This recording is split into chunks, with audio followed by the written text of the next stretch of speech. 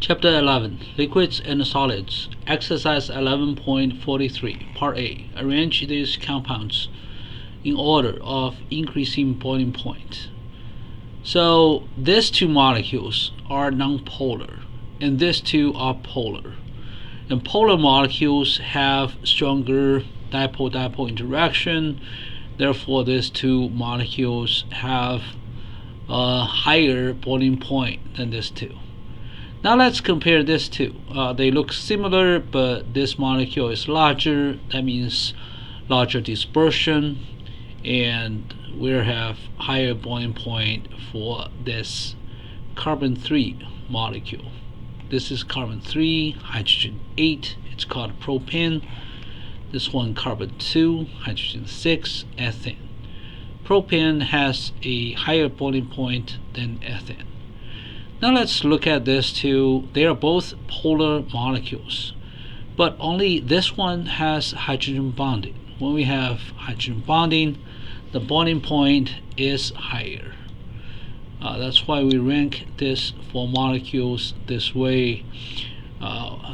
This molecule, we have dispersion, dipole-dipole interaction, and hydrogen bonding. This one, dispersion plus dipole-dipole interaction. This one, only dispersion. And then when we compare this two, we just need to look at the size of the molecule. The larger the molecule, the larger the dispersion forces.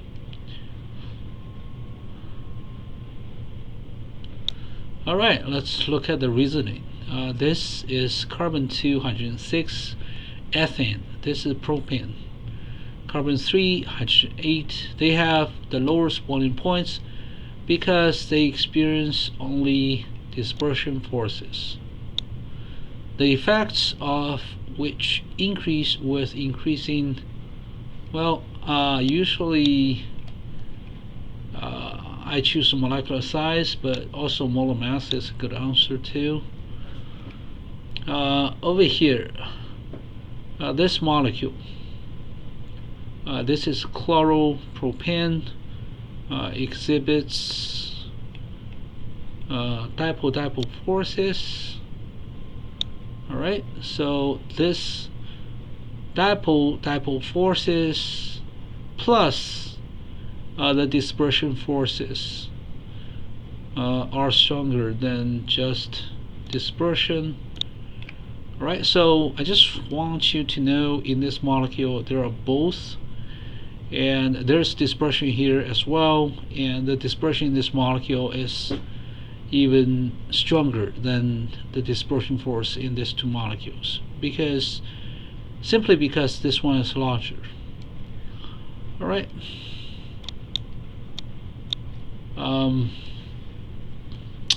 this one is a polar molecule. Not only that, it can form hydrogen bonding, so it has the highest boiling point. Its true hydrogen bonding is generally stronger than dispersion and dipole-dipole, but it's actually case by case. When you have two really large molecules, their dispersion forces between these large molecules can be even greater than hydrogen bonding.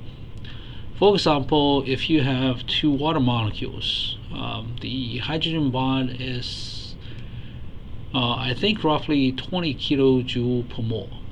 The dispersion force is proportional to the size of the molecule. So when you have ethane propane, the dispersion force is small. But when you have, for example, a molecule that contains 20 carbon atoms, and then the dispersion can be strong enough, and the carbon 20, hydrogen 42, I think it's alkane, it's a solid due to the very large dispersion force.